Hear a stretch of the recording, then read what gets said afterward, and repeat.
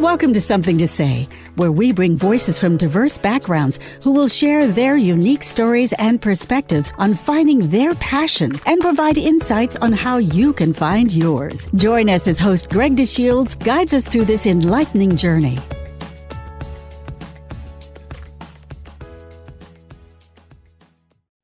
Welcome to another episode of Something to Say podcast, a unique platform that amplifies the voices of individuals from various backgrounds sharing their passions. Welcome to the show. I'm Greg DeShields, your host, and I'm thrilled that you are here to join us for what really promises to be an amazing conversation. Cassandra Razzi brings over a decade of marketing expertise to the travel and tourism industry with her work at Orange 142, a direct digital holding company. With her passion for ad tech, Cassie focuses on helping her tourism clients drive leisure travel, engage meeting planners, and elevate destinations visibility. Just recently, Cassie and her team were sponsors for the New Jersey Tourism Association Advocacy Week program in Trenton, New Jersey. Cassie's journey in marketing started in Philadelphia radio, and for the last 4 years, she's worked at Orange 142 in both travel, tourism, and higher education. She's known for her strategic insights and innovative approaches to diversity, equity, and inclusion marketing, emphasizing the value of unique perspectives and representation in advertising. Outside of her work, Cassie is an avid runner, a dog lover, a dedicated Villanova basketball fan, go Villanova, and a huge supporter of the Milton Hershey School, which we'll hear about a little bit later in the interview. She lives outside of Northeast Philadelphia with her husband and her 2 toddler boys. So let's dive into it. Cassie, welcome to the show. Thank you for joining us. Thank you for having me. I'm so grateful to be a part of this platform that you're building and growing. And honestly, it's an honor. I love talking with you off mic and on mic now. So you're a very active person and really supportive of the tourism industry as a sponsor, a social media promoter, an advocate. It's really nice to sit down and speak with you today because you really help to advance the industry. So once again, thank you. Oh, thank you. So your network is really growing, and I'm sure they would like to get to know you a little bit better. And because of that, with Something to Say, we like to build in 3 get to know you questions to really share more insights about you to our audience. So today we have 3 icebreaker questions for you. So I'll launch each question, you'll give me a response, and that way I think our audience will learn a whole lot more in a really short period of time. Sounds good. So let's start with the first one. If you could have dinner with any historical figure, who would that be and why? This question is always so tough. There are so many great answers.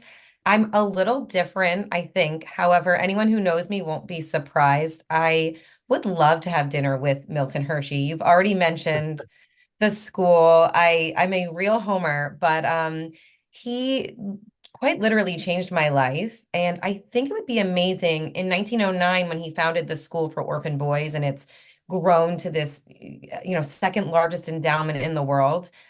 I would love for him, and possibly if I could throw in his wife, Kitty, because it was her idea, to have dinner with them so they could see the effect that they've had on thousands of kids around the country. And just honestly, if I could just tell them the impact they had on my life, I feel like that legacy, especially because they didn't have children, would probably mean so much. And I would just, extend my gratitude to them in the best way possible with a really great dinner. Well, while I know that dinner would probably be something savory, I guess Milton Hershey, it would be sweet during the course of dessert, something Definitely chocolate. chocolate. That's a great person. I agree. I think that would be a fantastic conversation. I've heard so much about the Milton Hershey School. I had a chance to visit it a couple times, and I would say, without any doubt, that would be a fantastic event. All right, so let's go a little bit deeper. And because you do so many different things from a personal perspective, are there specific daily habits or routines that you believe really contribute to your productivity and your well-being each day? I don't know that this is super original, but I do think it rings really true. I think I was always a person, maybe it's my anxiety, that makes me get things done. That's just innate. But one thing that I've always had to force and become a habit was to be active. And when you're younger and you're in high school and college and you do sports, that's kind of built in. But as an adult, especially after having children, forcing myself to go for a walk or do a Peloton ride or jog, any type of physical activity. I don't play tennis, but I wish I did. Anything like that is really important. Those days where I'm stagnant and I'm sitting, I'm a little sedentary and I'm sitting at my desk for a long time, or when I worked in an office and I was at my 9 to 5 and I didn't get up enough, I had a brain fog and I don't feel like I was actually the best version of myself. So I Hmm. love when either your company or if you are your own boss, if you allow yourself time and breaks to just be a little active, I think that goes a long way. I've had a few individuals who we've had this conversation, and that idea of how they really apply themselves to something to stimulate their brains outside of the work that they normally do serves as such a motivator in terms of a lot of the success and productivity that they have during the day. So I agree to that. And based on the fact that I went out and did a walk myself this morning, I can agree that that's a great way to clear your head to get a good start for the day. It is. How about this one? And I think because you have two toddler boys, it'll be real interesting. How do you balance your work life with the interests and the various passions that you have? So, the interesting thing about work-life balance questions is that I don't think I always had a great one. I think when I was younger, before, marriage and children, I worked and then my weekends were for fun and it Mm. didn't overlap. And I didn't always work a 9 to 5. I bartended. I worked at a hotel odd hours. So it wasn't always the 9 to 5 and then off, but I didn't have a healthy work-life balance. Mm. And then I started in this job almost more than 4 years ago. I think I'm going into 5. It was COVID. So those years I can't keep track. I know. It's it's hard. Yeah, but had just had my son in May of 2020, and when I took this job, it was because it was remote and it was different and I needed something new. I was going to be going back to the office for my radio job. And this job, I love it for a lot of reasons. And not everyone can work remote. I'm well aware that certain people can, and it doesn't fit everyone's lifestyle or their own type of, the way they handle their jobs. But I have that ability. I've, spent a lot of time honing in on my skills. And so now it allows me to, be close to my kids if they need me when I'm not traveling. Their daycare is, close down the road. And then it also allows me, because I'm in travel and tourism, I can do really fun things. Like I love running. You mentioned that I love 5Ks. If my DMO is doing a 5K, that is a perfect overlap of my job. I really would love to go to Annapolis. They do a run over the Bay Bridge. And I have been talking to the destination organization about doing that with them. It runs over the Chesapeake Bay Bridge, which is terrifying. I think it would be such a fun run. I recently did the Revolutionary Run in Valley Forge Historic Park, and that all was, related to my work. It was all about working with these CVBs and DMOs. And I think that opportunity to like do the things I love while also still being engaged in my career is amazing. And then I always bring my kids along for the ride. They do what I do. Wow. So it's clear as I have more and more conversations with individuals in the tourism space, the conversation is really centered upon that so much of the work that they do is fun and can be a part of a balance of, your passion as well as your interest.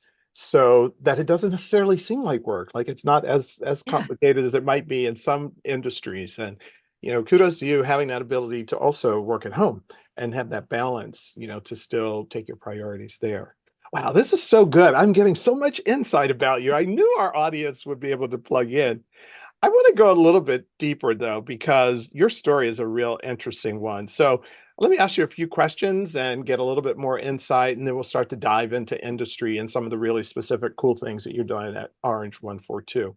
So, have you ever had the opportunity to meet or to connect with someone you admire? And what was that experience like?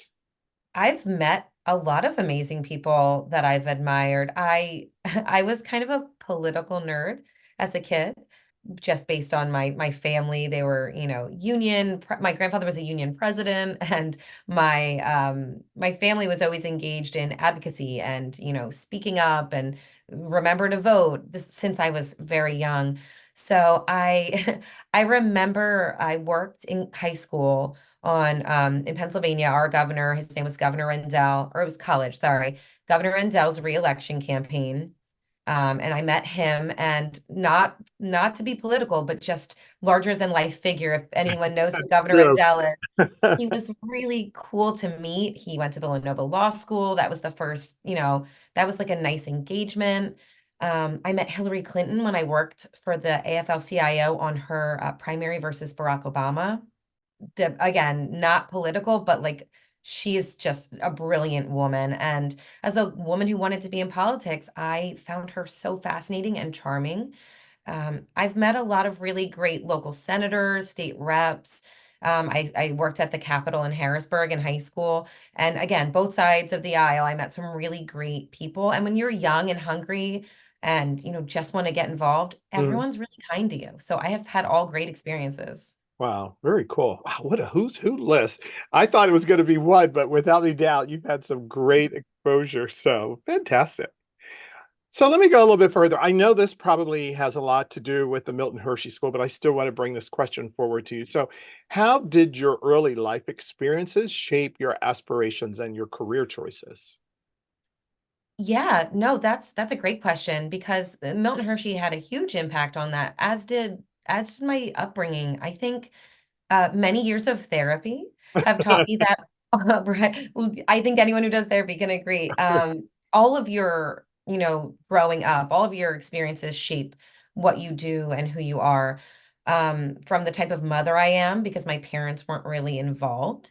But my grandparents were, and they RV'd and they traveled and did day trips with us. And, every other summer we would go to Texas to visit my uncle. So that was always impactful for me. They always had us busy and active, even with not a lot of, money. They worked really hard to do that. And then when I went to the Milton Hershey School, I remember my very first roommate being from Sierra Leone.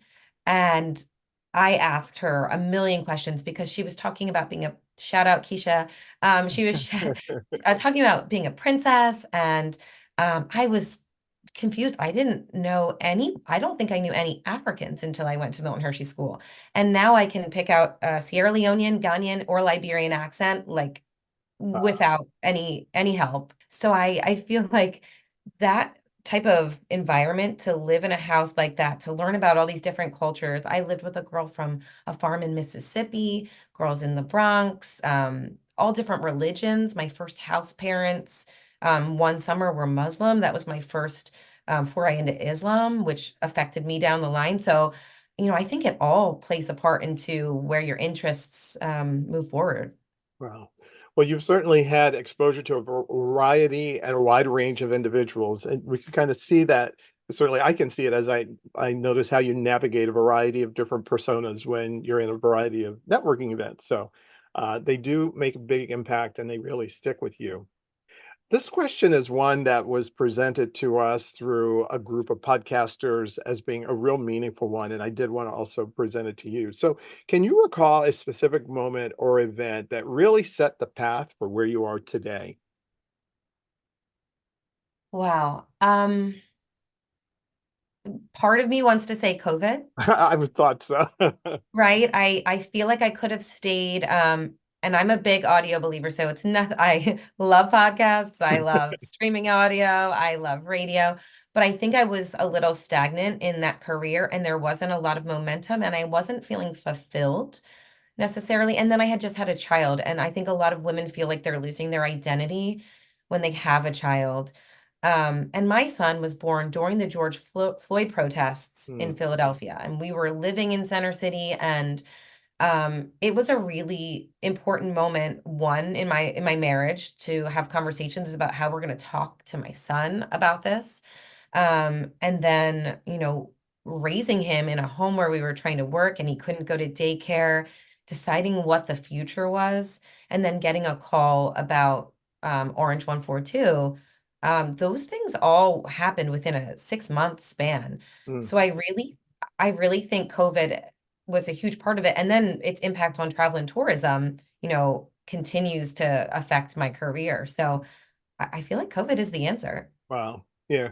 And so for so many, that pivotal period of COVID just really changed the trajectory of many people's lives. And in some cases, to the surprise, in such a positive way, because, to your point, they were doing things that they wouldn't have ever done. And they live lives in ways that they maybe would never have lived before, especially when it's about appreciation of certain things that maybe they took for granted. So, Mhm. wow. Well, so thank you for that opportunity for us to learn more about you, because now as you begin to talk about industry, I'm sure we'll begin to put it into context why you see things the way you do. So the first thing I would want to ask you as it relates to the industry is, what are some of the noticeable trends that you see that are really developing? Well, there's a lot of trends. One being, I think, because of COVID, something was taken away from us. I think everyone in the industry talks about that. So now we want it back. People are hungry to travel. There's a lot more day trips, long weekends. People are camping and doing things outdoors, inspired by COVID. So I see that. I see that continuing. But then on the front that I'm really passionate about is DEI in the landscape of travel and tourism marketing. And I know DEI is just one way to have that conversation. That's just like one catchphrase, but really it's the I, it's the inclusivity. And what makes that special is I love advertising and marketing. Ad tech is fun, it's exciting. But when you get to talk about something you're passionate about, and when you get to be an advocate for other people that you've had these shared experiences with or that you've met, then it takes on a whole new meaning. So now I get to educate and have really impactful conversations with destinations, museums, hotels, resorts about why it's important to have potentially multiple languages, to include people with disabilities in their ads, to talk about accessibility, to talk about LGBTQ initiatives, to talk about trails and historic landmarks, why these things are important. And, I think it's my most favorite trend that's happening right now. Mm. And even if sometimes in the news you hear it slowing down, I don't see that. I don't see any slowing in including everybody and making everyone feel like they belong in a destination or on a vacation, and that makes me really happy, and it's a really great thing for our industry. Wow. Well, you've really helped to confirm that as a trend in the industry. We've talked to a number of people actually in the industry and not in the industry. And similarly, they all see a movement towards greater appreciation and execution around inclusivity is without any doubt something that's really best, not just for our business, but for our society. Uh, And as Gen Z actually, starts to become the generation that's going to spend more money, it's going to be vital for not just tourism, right? Like they want inclusivity in their marketing. So that's just something we need to all as marketers like remember. wow. So let's go a little bit further because you brought up an interesting point when it comes to Gen Z, but maybe it's not specific to that. But can you discuss some common misconceptions you might see in the industry that maybe you could clear up?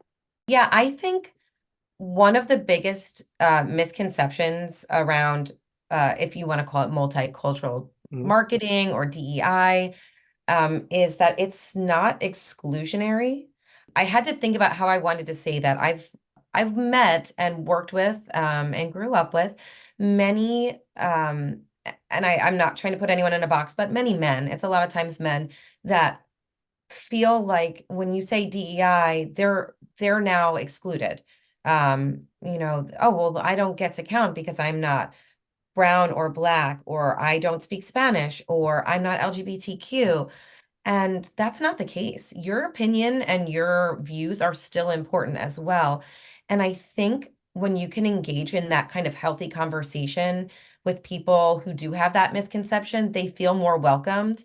When we talk about, Greg, you introduced me actually to the dimensions of That's diversity, and right. I use that all the time now because it's not just checking these boxes or saying, oh, we're diverse because we now have someone of Asian descent who works on our staff. It's so much more than that. And I think it's also, I'm realizing now I don't like the whole everyone deserves a seat at the table Mm, language because there is no table that's large enough for everybody's shared right. experiences. What it really is just making sure we're asking the right questions and we're talking about things that matter to people beyond just the surface level. And you and I actually had a conversation previously about, when you engage with a new group, right? A lot of times icebreakers might be what you have in common. Oh, we both went to Villanova, we both live in New Jersey. What's your shore town, right? Mhm. But we don't often ask, what makes you different? What can you tell me about, had I come into Milton Hershey School and asked Keisha, I asked her where she was from and she said DC. And I learned some new DC slang that I had never heard. Wild. But by asking more questions, I learned about her family's history and why she came to DC. And, I think asking more questions and just trying to understand people's perspectives is really what DEI is. And so it's not exclusionary. I think that would be like my blanket statement. You're not excluded if you don't fit into what you think it means. Wow. I love that you added that new language of interpretation around, that it's not exclusionary because it really isn't meant to be. And I also like how you said that there's just maybe not enough seat at the table to try and like pinpoint it and give us that opportunity for as many people to be around the table as possible. But you're absolutely right. I think that idea of how we look at who's actually engaged when it comes to this idea of diversity, equity, and inclusion. Has a lot more opportunity when you think more broadly, like I said, in terms of the dimensions of diversity. So thank you for that. Not only did we plant good seeds, but they're growing some great flowers. So thank you for that. One last question. You're involved with digital, and to that degree, it automatically kind of sends off these flares in my mind to ask you this question. So, can you highlight any specific form of innovation or breakthrough technology that you have found to be somewhat interesting in the industry? Yeah, so I think I think there's like multiple levels here, right? I think part of it is content. So this is the idea is not a breakthrough, but the way people are utilizing it is a breakthrough. Curating content, blog posts, conversations to specific people. I think it goes into that inclusionary aspect. So if you're a destination, I work with a wonderful guy in Visit South Jersey who actually, kind of introduced me to travel and tourism marketing, Michael Snyder. And, we've talked about the importance of having an LGBTQ itinerary for every destination, if it's accessible, right? Like if there are LGBTQ owned stores or welcoming bars or restaurants, and things like that, and then creating content around that to send it back are really impactful, not just for your leisure market, but for your meetings and your group space, so that when those decision makers are looking at your destination, they know that their entire team is going to feel welcome. Mm, And I use that as one example, but creating that content around that is so important because I can do your marketing, and I can, target your audience as much as I want. But if you don't have that content and you don't own it and you're not speaking from the rooftops about it, then it's going to fall on deaf ears. So definitely content. And then the other thing, Greg, you and I were just at the New Jersey Advocacy Day, and I think organizations like a Tourism Economics, and this is not new or breakthrough, but I think post-COVID, they're doing a really great job of demonstrating the value of tourism dollars and how much we've lost. So I actually think now people who aren't in our industry understand when I say I work in travel and tourism advertising, they kind of have an idea. Oh, so the hotels are still making money because the ADR had to go up. Like you can actually have these conversations about the connection of jobs and the impact with like the local economy, but then there's also those residual mhm. impacts. Outside of the industry specific, where you have really that economic impact contribution that can come from not just the direct dollars of people spending dollars in the tourism industry, but also within these related industries, which can be transportation, which can be retail, which can be all of these others that really help to contribute it, and obviously the jobs that it brings.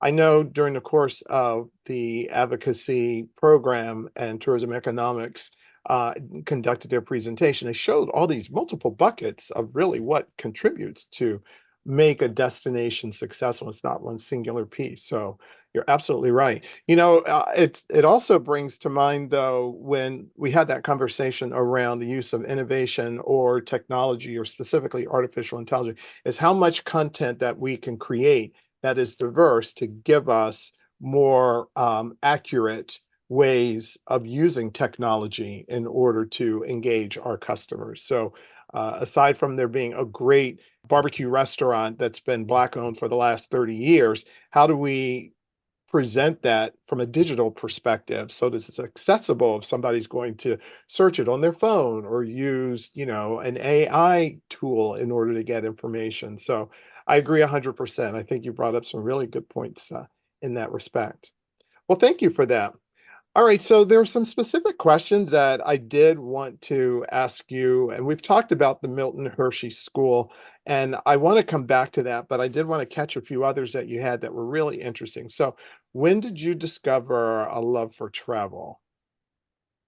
Wow. I think, I mentioned that my grandparents who raised us had the RV way before it was cool. They were members of campgrounds, and every other summer we were in Texas, Lubbock, Texas. And we would stop along the way. And, I saw national parks. I saw the Grand Canyon, at 8 and 10 and 12.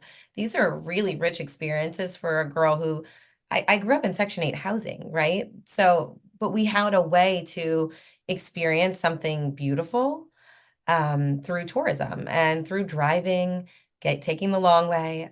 But then additionally, I did meet a lot of friends at Milton Hershey that I lived with. And so after college, I would go and visit them, drive a lot. And I never flew on an airplane until college. I cheered at Villanova, and my first flight was to Daytona Beach for NCAA nationals. And I remember thinking, oh, I need to do this more. And I was an Arab Islamic Studies major, so I went to Amman, Jordan.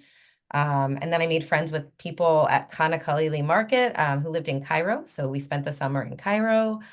And then I applied for a Goizeta Foundation scholarship at Villanova, which helps Latina women to do mission trips. And I worked at a college or a school called Amigos de Jesus in Honduras. And I was feeding this fun new passion for travel, international travel at this point, through scholarships and like sports and study abroad things. I was trying to piece it together however I could. And I think it just grew from there, seeing what all these Villanova kids could do, what they were doing on their spring breaks, just it made me aspire to be in that world. I wanted that. And so I think it was, culminative. Wow. So, it's interesting. We've talked about so many different things, and I did want to spend a little time to talk about Orange 142 because you have, number one, the company has a great name, it's got a great logo and that sort of thing. But it is a bit of an unusual company. So, can you talk a little bit about your parent company and your company, just so that our audience can have a deeper appreciation of who you are and the organization you work for? Yes, no, thank you so much for asking because I really love where I work. And I think maybe in my life, this is the first time I've had fun jobs, right? But this is the first time I feel passionate and so happy and supported. Orange 142 has been in the travel and tourism game for well over 15 years. They work with great destinations well before my time. Visit Austin, Toronto, Pigeon Forge, Tennessee, really great, places. When I joined Orange, I came in as a higher education expert, and I do. I work with some great colleges locally in the Mid-Atlantic region in the Northeast. And I love higher education. It's important, it's impactful. I have experiences in my life that, I love education. So that's great. But I think if you even speak to higher ed marketers, they'll tell you it's not maybe exciting and fun all the time. So for, again, my friend Michael Snyder kind of let me dip my toe in Visit South Jersey marketing by partnering. And it opened a door for me to now work in that travel and tourism space with people, again, at my organization who had been doing it for a really long time. And they said, we don't have a lot of Northeast representation and Mid-Atlantic. Like, you can take that. And that's why I reached out to you, Greg. I wanted to learn everything I could a couple of years ago, and it's such a fun industry. Everyone's so welcoming. They want to help. And Orange allows me, they give me all of the education in the travel and tourism space to do some really great work. And in the ad tech space, we do things really well. But on top of it, our ownership company is called Direct Digital Holdings. And a little over 2 years ago, we became the ninth ever Black-owned company to go public in the Yeah. United States, which is a shocking statistic to think that it's only nine. But our owners, Mark and Keith, are amazing. They do quite a few podcasts, so you can search for them. And they're really amazing. They're active and involved in our company and our two sister companies, but they also put a lot of research into inclusivity marketing, multicultural marketing. They've done two white papers with Horowitz Research, and they give us that support on those trends to bring to our clients. They allow us to speak on DEI initiatives at different state tourism conferences, local DMOs, and they really support and back us up. So they put their money where their mouth is, and I think that's amazing. We are mostly led by women. We have extreme diversity in our staff across the country. And, they also allow me that ability to work from home because I get my job done. But if I need to get my kids a little early or take a day off to do a field trip, I have that ability too. So I could go on, but they're a really great organization. They're great to partner with from a DMO side, and I think all of our clients would agree to that. But they're also great to work for. It's a really awesome organization. Wow. Well, I think through that one little segment and that one question, you're probably going to have a lot of people who are going to want to join Orange 142. And I would say, absolutely, it's a great organization. So here at Something to Say, we pride ourselves on staying within our 25-minute limit, and we're definitely at that point. But there's still some opportunity for you to share some additional thoughts. And to that degree, the podcast is really entitled Something to Say. So to that degree, we'd like to open up the floor to you. So what do you have to say? I thought about this a lot, and I think the end of the day, like one of my mantras that I took from Milton Hershey, every student home at the Milton Hershey School has a plaque on the wall, and it says, the golden rule, do unto others as you would have others do unto you. And it's a Christian Judeo school, but again, it's also, I had Muslim house parents. It was a lot of Old Testament. And it really is where I learned that all of these main religions are Abrahamic religions. We all believe in the same tenets. And I think that's what I try to teach my kids. So when it comes to religion and friendships and inclusivity and being welcoming, it's truly all about the golden rule. It's all about doing unto others as you would have others do unto you. And that's, Milton Hershey's rule of thumb. And so I bring it all back to him, probably why I would love a dinner with him. I think that's a great rule to live your life by. Wow. Well, Cassie, I can certainly appreciate the depth of your value and how you were able to take your experience at the Milton Hershey School and apply it to your life, to your family. And I think now how you're actually serving as an inspiration to those who are in our audience. So I want to thank you so much for joining us today. I learned so much more about you today, but it just draws me even closer to say that I appreciate our friendship and the ability to share more about not just you, but also about your company. So thank you so much for being with us today. Thank you, Greg. Thanks for having me. I love this, and I can't wait to hear all your other podcasts coming out. I know you've been busy. Absolutely. So, audience, this is a wrap for this episode of Something to Say. I encourage you to stay tuned for more inspiring conversations like that, which we had with Cassie today, and the voices of individuals that really join us from various diverse backgrounds, sharing their passion. So, until next time, this is Greg DeShields. Thank you for tuning in to Something to Say. We trust you found some valuable insights and takeaways that can help you find your passion. Don't miss out on future episodes. Please subscribe, rate, and review us on your preferred platform. We value your feedback and suggestions, so let us know how we can serve you better. Keep the conversation going and stay inspired until we meet again. Take care and happy listening.